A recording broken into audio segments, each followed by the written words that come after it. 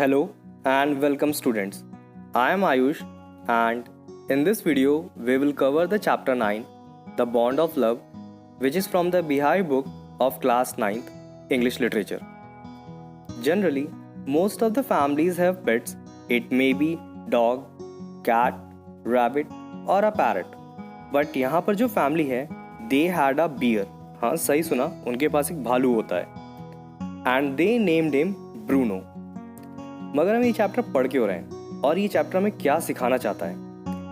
कुल मिला के ये चैप्टर हमें ये चीज़ सिखाना चाहता है that every animal on this planet have feelings and अगर हम उन एनिमल्स के साथ एक सही ट्रीटमेंट या सही बिहेवियर शो करें then we can share a bond with them, that is the bond of love. Paragraph number 1. I will begin with Bruno, my wife's pet sloth bear. Sloth bear एक black colour का bear होता है. Here is an image. I got him for her by accident. तो ये जो beer है sloth bear, ये narrator के पास और इनकी फैमिली के पास एक एक्सीडेंट के थ्रू आता है. कोई प्लान करके ये लोग लेके नहीं आते हैं. 2 years ago we were passing through the sugar cane fields near Mysore. तो 2 साल पहले की बात है, ये लोग शुगर केन फील्ड्स के थ्रू निकल रहे थे. ठीक है. People were driving away the wild pigs from the fields by shooting at them. तो ये लोग वहाँ पर देखते ये हैं कि वहाँ के जो लोकल लोग थे वो लोग वहाँ पर जो वाइल्ड पिग्स थे उनको भगा रहे थे, उनको शूट करके. वाइल्ड पिग्स जो पूरी फील्ड होती है या फसल होती है उसको डिस्ट्रॉय कर देते हैं. सम वर शॉट एंड सम एस्केप्ड. तो कुछ को तो मार दिया गया था वाइल्ड पिग्स में और कुछ भाग गए थे. We thought that everything was over when suddenly a black sloth bear came out panting in the hot sun. तो एक पॉइंट आता है जहाँ पर इनको सबको ये लग जाता है कि इन लोगों ने सारे वाइल्ड पिग्स को या तो शूट कर दिया या बाकी सबको भगा दिया है. तभी होता ही है कि अचानक से एक ब्लैक स्लॉथ बियर मतलब इनके पास आने लगता है और वो हाँपते हुए आता है. पैंटिंग मतलब होता है हाँपना, जैसे हमारे डॉग्स नहीं पैंटिंग करते हैं हाँपते हैं वैसे ही. Paragraph number 2. Now I will not shoot a sloth bear. Want only.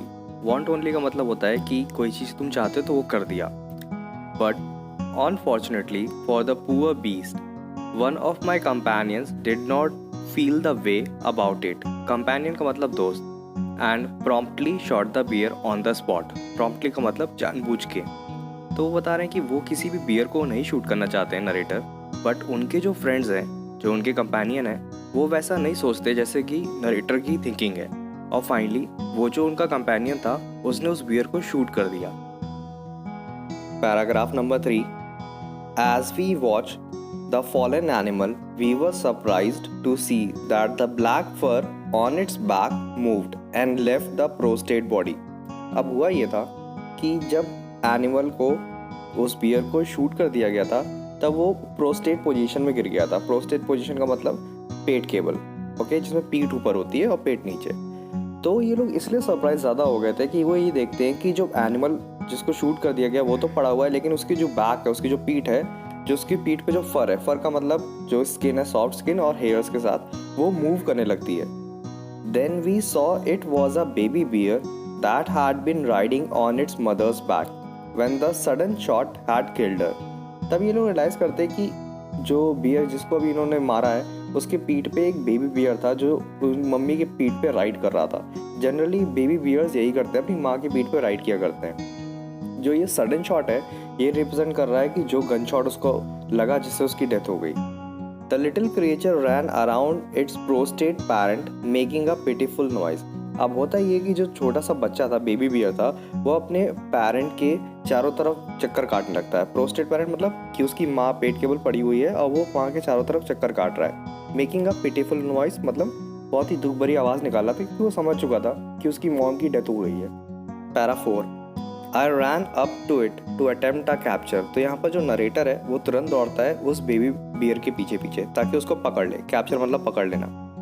It scooted into the sugar cane field. लेकिन जो बेबी बियर है वो फुर्ती से भाग जाता है. स्कूटेड मतलब होता है to run away sugar cane fields में. अब उसे ये लगता है बेबी बियर को कि अभी अभी इन लोगों ने मेरी माँ की जान ले ली है एंड फाइनली वो ये लोग मुझे भी मार देंगे. Following it with my companions I was at last able to grab it by the scuff of its neck. होता ये कि नरेटर अपने दोस्तों के साथ पीछे पीछे दौड़ता चला जाता है उस बेबी बियर के पीछे। एट लास्ट फाइनली होता ये कि नरेटर उसको पकड़ लेता है। ग्रैब का मतलब पकड़ लेता है। With the scuff of its neck का मतलब होता है, अगर तुम लोगों ने कभी देखा होगा कि जो एनिमल होते हैं वो अपने बच्चों को गर्दन से उठा लेते हैं, जैसे डॉग्स को देखा हो, तो यहाँ पर जो नरेटर है वो भी उस बेबी बियर को उसके गले से उठा लेता है। While it snapped and tried to scratch me with its long hooked claws. While it snapped का मतलब है कि जब नरेटर उसको गर्दन से उठा लेता है तो फाइनली वो इधर झटके वटके देके अपने आप को छुड़ाने की कोशिश कर रहा है। वो स्केप करना चाहता है वो बेबी बियर, और जो उसके बड़े बड़े लंबे लंबे नाखून हैं जो क्लॉस कहते हैं जिनको हम, उससे वो नरेटर को स्क्रैच करके हार्म करके चाहता है कि किसी तरह नरेटर को हार्म कर दे और वो भाग जाए यहाँ से। ये चीज़ चल रही होती है। Now coming to paragraph number 5. We put it in one of the gunny bags we had brought, and when I got back to Bangalore, I duly presented it to my wife. इस paragraph में मैं ये समझ में आ गया कि narrator का जो होम है वो कहाँ है, वो बैंगलोर में रहता है। और गनी बैग का मतलब होता है जो बोरी के बैग होते हैं ना, बोरी होती है जो जूट की बनी होती है, तो उसी को हम गनी बैग कहते हैं। तो जब नरेटर बैंगलोर पहुँचता है तो वो उस जो बियर है, बेबी बियर, उसको अपनी वाइफ को एज अ गिफ्ट प्रेजेंट करता है। प्रेजेंट का मतलब होता है गिफ्ट की तरह देना। ड्यूली का मतलब होता है यहाँ पर रिस्पेक्टफुली। She was dilated. अब यहाँ पर उनकी वाइफ बहुत खुश हो जाती है। जनरली लोग पपी और या किटन देख के खुश हो जाते हैं, वो बेबी बियर से बहुत खुश थी उनकी wife. She at once put a coloured ribbon around its neck, and after discovering the cub was a boy she christened it Bruno. तो यहाँ पर होता ये कि जो उनकी वाइफ होती हैं तो वो तुरंत उस बेबी बियर के चारों तरफ गले में एक कलर्ड रिबन डाल देती हैं। ये रिबन डालने का मतलब ये हो गया कि जो आसपास के पड़ोसी लोग हैं जो नहीं जानते उस बेबी बियर को, तो वो अगर देखेंगे तो वो समझ जाएंगे ये पालतू है। कई बार तुमने देखा होगा कि डॉग्स के गर्दन पे भी डॉग कॉलर होता है, और उस कॉलर के ऊपर, डॉग कॉलर पे उसका डॉगी का नाम भी होता है, और कई बार ओनर का एड्रेस भी पड़ा होता है या फ़ोन नंबर पड़ा होता है, ताकि वो खो जाए तो कोई उसे कॉन्टैक्ट कर ले और उसको वापस रिटर्न कर दे। And after discovering the cub was a boy she Christine it bureau. Christine का मतलब होता है कि बहुत ही प्यार से नामकरण करना एक तरह से। तो जो उनकी वाइफ थी उनको ब्रूनो बहुत पसंद आ गया था, मतलब जो भालू था, और उसका नाम उन्होंने प्यार से रखा था Bruno. Now para 6. Bruno soon took to drinking milk from a bottle. It was but a step further, and within a very few days he started eating and drinking everything else. अब हुआ ये कि Bruno बहुत ही जल्दी उसको आदत पड़ गई थी कि बॉटल से मिल्क पीने की, लेकिन कुछ ही दिनों में वो खाने भी लगा और साथ में पीने भी लगा, सब कुछ, जो कुछ भी उसको मिलता था। And everything is the right word. और नरेटर कह रहे हैं एवरीथिंग बिल्कुल सही वर्ड है, क्योंकि वो जो कुछ भी मिल जाता था वो सब खा लेता था। जनरली हम सब चीज़ों की एक फेवरेट चीज़ होती है कि हम ये चीज़ पसंद करते हैं खाने में। डॉग्स में भी यही चीज़ रहती है, कई चीज़ वो नहीं खाते हैं, लेकिन यहाँ पर ब्रूनो उसको सब कुछ अच्छा लगता था। For he ate porridge made from any ingredients. ठीक है, पॉरेज का मतलब होता है दलिया एक तरह से, तो वो दलिया खा लेता था, चाहे किसी भी चीज़ की बनी हो, वेजिटेबल्स की, फ्रूट्स की, नट्स की, मीट की, स्पेशली पॉर्क। जो पिग का मीट होता है ना, उसको हम पॉर्क कहते हैं। करी and rice regardless of condiments. Condiments का मतलब होता है मसाले, कि तुम उसको चाहे जितना भी मसाला तेज दे दो वो सब चटकर जाएगा, और सब मज़े से खाता था। And chillies, bread, eggs, chocolates, sweets, pudding, ice cream, etcetera etcetera etcetera, वो सब खाता है। और उसका पेट बिल्कुल कुएं जैसा है, तुम जो दे दो सब खा लेता है वो। और बियर्स बहुत खाना भी खाते हैं। As for drinking milk, tea, coffee, lime juice, aerated water का मतलब होता है कोल्ड ड्रिंक्स। ओके, तो वो पीने में क्या पसंद करता था? मिल्क पीता था, टी पीता था, कॉफ़ी पीता था, लाइम जूस पीता था, नींबू पानी पी लेता था, कोल्ड ड्रिंक भी पी लेता था, बटर मतलब होता है छाछ, बियर भी पी लेता था, अल्कोहलिक लिकर भी पी लेता था, and in fact anything liquid, it all went down with relish. Relish मतलब वो बिल्कुल ही प्यार से एंजॉय करते हुए सब कुछ पी लेता था और सब कुछ खा लेता था। Paragraph number 7. The bear became very attached to our 2 Elstinian dogs and to all the children of the tenants living in our bungalow. तो यहाँ पर जो बियर हैं, जो ब्रूनो है, वो नरेटर के जो 2 एल्स्टियन डॉग्स थे उनके साथ उसकी बहुत अच्छी बॉन्डिंग हो जाती है। अब देखो यहाँ पर ये बात भी समझ में आ गई कि नरेटर के लिए पहली बार कोई एक्सपीरियंस नहीं है कि उसने अपने घर में कोई पहली बार पेट पाल रखा है। इससे पहले उसके पास 2 एल्स्टियन डॉग है, अब ब्रूनो उसके लिए एक नया पेट है। तो नरेटर को अच्छे से पता है कि कैसे खातिरदारी करनी है अपने उन पेट्स की। आप देखो उसकी बॉन्डिंग उसके नरेटर के 2 एल्स्टियन डॉग्स के साथ अच्छे से हो गई है, एंड प्लस जो टेनेंट्स है, टेनेंट का मतलब किराएदार, उनके जो बच्चे हैं उनके साथ भी ब्रूनो बहुत अच्छे से खेलता कूदता रहता है। He was left quite free in his younger days and spent his time in playing, running into the kitchen and going to sleep in our beds. तो जब ब्रूनो था, जब वो बहुत छोटा था, तो उस टाइम यंगर डेज मतलब बहुत छोटे के दिनों में उसको काफ़ी खुला छोड़ देते थे ब्रूनो को। अब होता ये था कि वो बहुत छोटा है तो अभी किसी को हार्म नहीं कर सकता ब्रूनो, और लोग डरते भी नहीं थे, छोटा सा भालू है। अब देखिए जैसे वो बड़ा होता जाएगा तो उतनी ज़्यादा ब्रूनो के ऊपर लिमिटेशंस ये लोग लगाने लगेंगे। तो अभी कुल मिला के ब्रूनो जो है छोटा है तो वो खेलता कूदता रहता है, दौड़ता रहता है, खासकर किचन में भी चला जाता है। किचन में जाएगा ही जाएगा क्योंकि उसको हमेशा खाने की चीज़ें पसंद आती रहती थी, और वो इन्हीं के साथ इनके बेड में सोता है इनके साथ। Okay, para 8। One day an accident befell him. Befell का मतलब होता है बिल्कुल आपदा आ जाना अचानक से।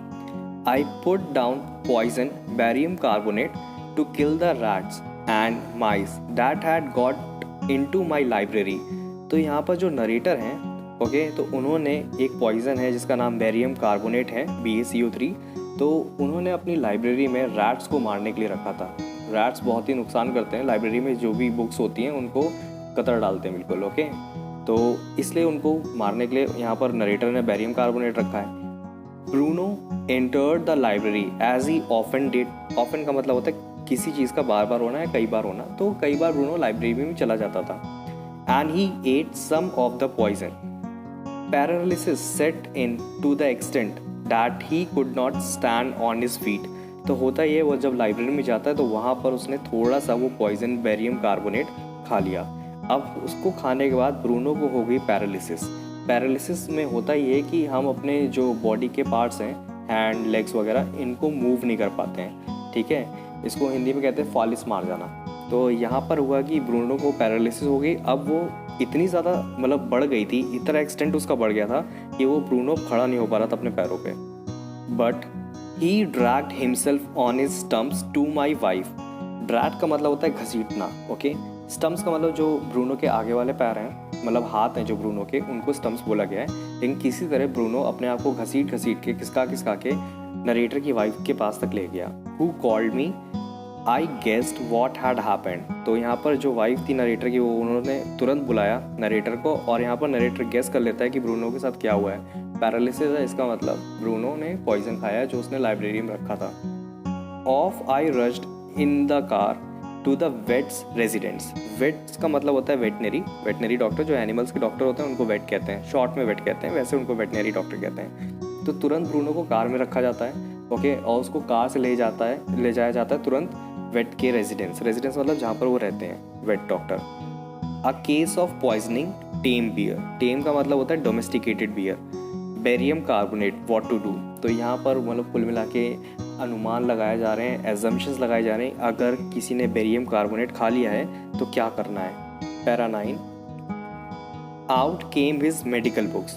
तो जो डॉक्टर था उसने बिल्कुल भी टाइम बर्बाद नहीं किया, उसने तुरंत जितनी भी उसके पास मेडिकल बुक्स थी उसने तुम्हारी मतलब जो अपनी मेडिकल बुक्स हैं उसने तुरंत निकाली बाहर, और फाइनली वो सर्च करेगा कि क्या करना है, उसका इलाज क्या है। And a feverish reference to index began. Feverish का मतलब होता है मतलब बहुत ही ज़्यादा पागलपंती की तरह किसी काम को करना। रेफरेंस टू इंडेक्स का मतलब होता है इंडेक्स बुक का खोल लिया था, अब वो ढूंढ रहा था इंडेक्स में अगर बेरियम कार्बोनेट है तो उसके खाने के बाद क्या सिम्टम्स आते हैं बॉडी में, और उसका एक तरह से एंटीडोट क्या है, क्या देना पड़ेगा। वॉट पॉइजन डिड यू से, यहाँ पर ये डॉक्टर पूछ रहा है कि कौन सा पॉइजन तुमने बोला, तो वो बताता है narrator barium carbonate. Yes, B बा barium salt, barium carbonate symptoms. तो यहाँ पर उसको मिल जाता है कि इंडेक्स में, जो बुक की इंडेक्स है उसमें मिल जाता है बेरियम कार्बोनेट। सिम्टम्स पैरालिसिस, तो बेरियम कार्बोनेट खाने के बाद पैरालिसिस होता है। जो रैट्स होते हैं ना, तो इस पॉइजन को खाने के बाद वो पैरालिसिस हो जाता है, तो वो भाग नहीं पाते हैं धीमे धीमे, जैसे तुरंत वो भाग जाते हैं ना तो भाग नहीं पाते हैं, वहीं पर उनकी डेथ भी हो जाती है। सिम्टम्स इंजेक्शन ऑफ, तो उसके बाद वो देख रहा है बुक में कि इंजेक्शन ऑफ क्या, मतलब वो चेक कर रहा है यहाँ पर। जस्ट अ मिनट सर, ये डॉक्टर बोलता है, I will bring my syringe and the medicine. तो डॉक्टर इनको बताता है कि बस आप यहाँ थोड़ी देर वेट करिए, मैंने देख लिया बुक में कौन सा इंजेक्शन लेके आना है एंटीडोट क्या है और वो जाके लेके आएगा अभी doctor. A dash back to the car, Bruno still floundering about on his tums. Okay, यहाँ पर तुरंत डैश बैक का मतलब होता है तुरंत जो नरेटर है यहाँ पर दौड़ जाता है कार के पास जहाँ पर ब्रूनो है, कार में ब्रूनो को चेक करने के लिए, और ब्रूनो को अब लेके आना है डॉक्टर के पास, क्योंकि डॉक्टर जब तक वो इंजेक्शन लेने गया तब तक ये नरेटर कार से ब्रूनो को वापस लेके आएगा। अब यहाँ पर फ्लंडरिंग का मतलब होता है कोशिश कर रहा होता है ब्रूनो अपने आप को सीधा करने के लिए, बाहर निकलने के लिए, क्योंकि देखो ब्रूनो बहुत ही खुले मिजाज का बिल्कुल एक एनिमल है, वो अंदर कार के अंदर कैद नहीं रह सकता, तो वैसे ही वो परेशान था कि वो हिल डुल नहीं पा रहा था, क्या हो गया, तो यहाँ पर वो बाहर निकलने की कोशिश कर रहा होता है, बट क्लियरली वीकनिंग रैपिडली। यहाँ पर नरेटर ये बात जज कर लेता है कि ब्रूनो की जो ताकत है, जो उसकी पावर है, बहुत तेज़ी से कम होती जा रही है।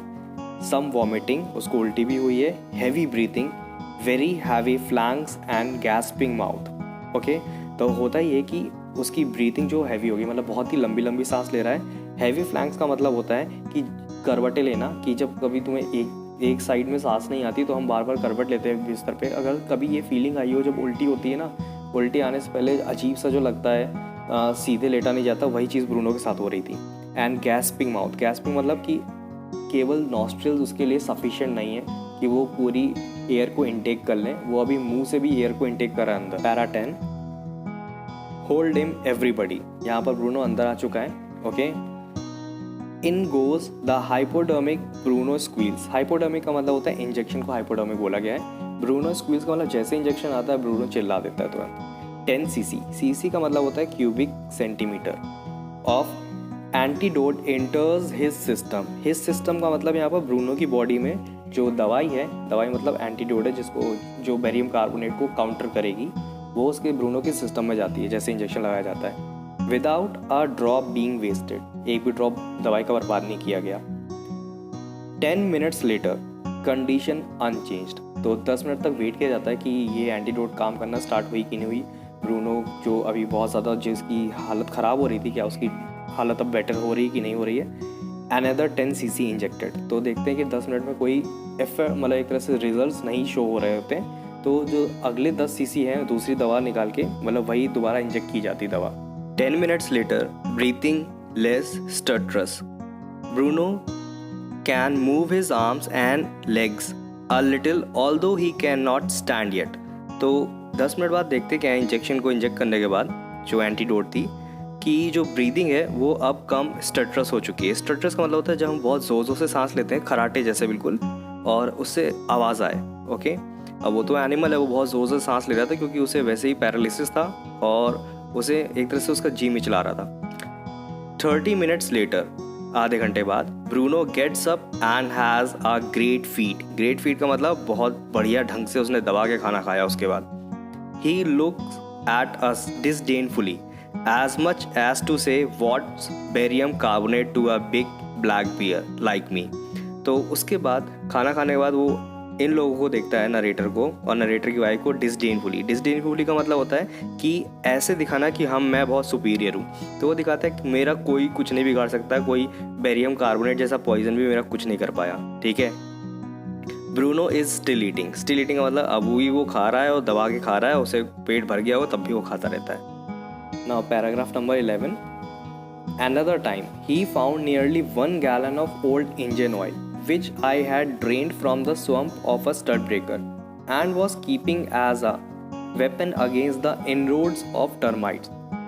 अब हुआ ये कि अभी ब्रूनो जो था उसने जो बेरियम कार्बोनेट पॉइजन था वो इनटेक कर लिया था। अब इसके बाद एक इंसिडेंट और हुआ है। अब इस बार हुआ ये कि नरेटर के पास एक पुरानी कार है, स्टड ब्रेकर। कार का नाम है स्टड ब्रेकर, एस कैपिटल है, मतलब ये नाउन है। ओके, तो हुआ ये कि नरेटर ने उसके स्वम्प से जो इंजन ऑयल कलेक्ट किया था उसको रख रखा था अपने पास। ठीक है, तो स्वम्प एक कैविटी नाम की जगह, मतलब कैविटी होती है, कैविटी मतलब एक तरह से खाली जगह जहाँ पर लिक्विड को कलेक्ट किया जाता है। तो उसने उस स्टड ब्रेकर कार से इंजन ऑयल को कलेक्ट करके रखा था। अब इंजन ऑयल का यूज़ ये होता है, जो टर्माइट्स होती ना, दीमक, तो ये जहाँ से आ रही होती ना, तो उस रास्ते पे अगर तुम ये इंजन ऑयल तुम डाल दोगे तो फाइनली वहाँ से टर्बाइन्स का आना बंद हो जाता है। अब हुआ ये कि ये इंजन ऑयल ब्रूनो ने चट कर डाला। He promptly drank the lot. Promptly का मतलब होता है जानबूझ के, लॉट का मतलब जितना सारा था इंजन ऑयल वो सारा उसने घटक लिया। But it had no ill effects whatever. लेकिन लकली अच्छी बात ये हुई कि इतना पीने के बाद भी, क्या इंजन ऑयल हम लोग पिए तो maybe it would be fatal, हम मर भी सकते हैं, लेकिन ब्रूनो के ऊपर कोई असर नहीं हुआ। मतलब उसका डाइजेस्टिव सिस्टम बहुत बढ़िया है। So now we come to paragraph number 21। Once home a squad of coolies were engaged for special work in our compound। Compound का मतलब यहाँ पर ये है जो नरेटर का घर है उतने एरिया में इन्होंने एक कुलीस का जो ग्रुप है उसको बुला लिया था। कुली वही जो रेलवे स्टेशन में मिलते हैं। तो अब यहाँ पर काम ये था उन कुलीस का कि उन कुलीस को गड्ढा एक डिग करना था और एक गड्ढा डिग करके एक आइलैंड तैयार करना था। An island was made for Baba. It was 20 feet long and 15 feet wide and was surrounded by a dry pit। Pit का मतलब होता है गड्ढा।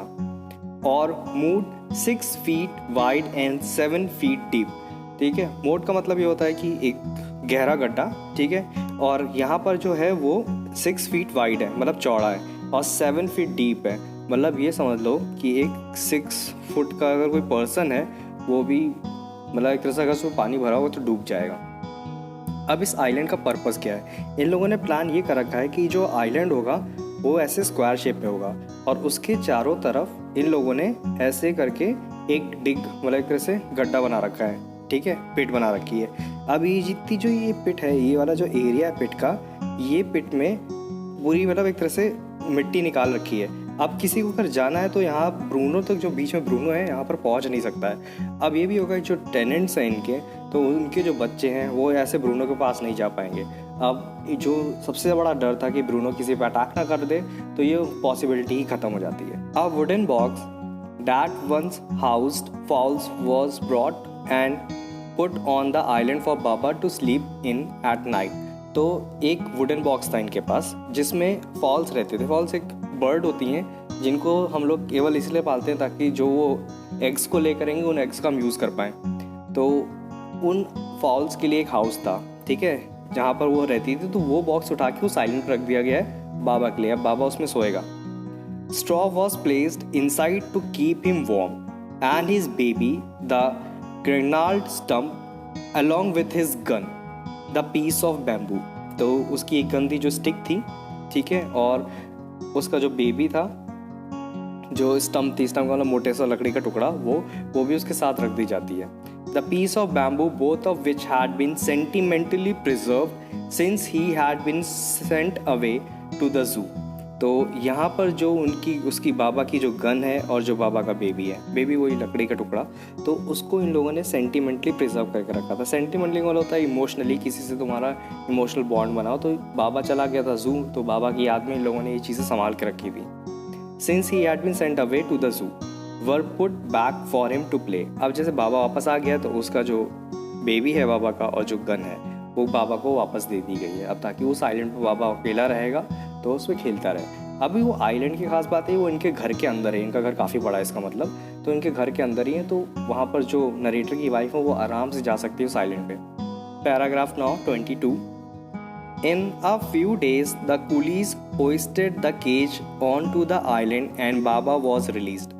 तो यहाँ पर कुलीज ने किया क्या कि जो केज था बाबा का उसको मतलब एक तरह से लटका के किसी तरह आइलैंड में पहुँचा दिया, और वहाँ पर जाके उस केज को जब खोला गया तो बाबा उस केज से बाहर आ जाता है और उस आइलैंड में घूमने लगता है। ही वॉज डिलाइटेड, बाबा बहुत खुश था। Standing on his hind legs. Hind का मतलब देखो समझो मेरी बात, हिंड का मतलब होता है बैक साइड, ठीक है, जो पीछे की चीज़ होती है उनको हिंड कहते हैं। तो जो बाबा के पीछे के लेग्स थे उन पे वो खड़ा हो जाता है। He pointed his gun and cradled his baby. Cradle का मतलब होता है गोदी में ऐसे हिलाना डुलाना, ठीक है, जब बच्चे को हम लोग सुलाते हैं तो उसको क्रैडल कहते हैं। My wife spend hours sitting on a chair there while he sat on her lap. तो यहाँ पर जो उनकी वाइफ है नरेटर की, वो उस आइलैंड पे जाके काफ़ी देर तक बैठी रहती है बाबा के पास, और जो बाबा है वो अपना सर इनकी वाइफ की गोदी में हमेशा रख के बैठा रहता था। He was 15 months old and pretty heavy to.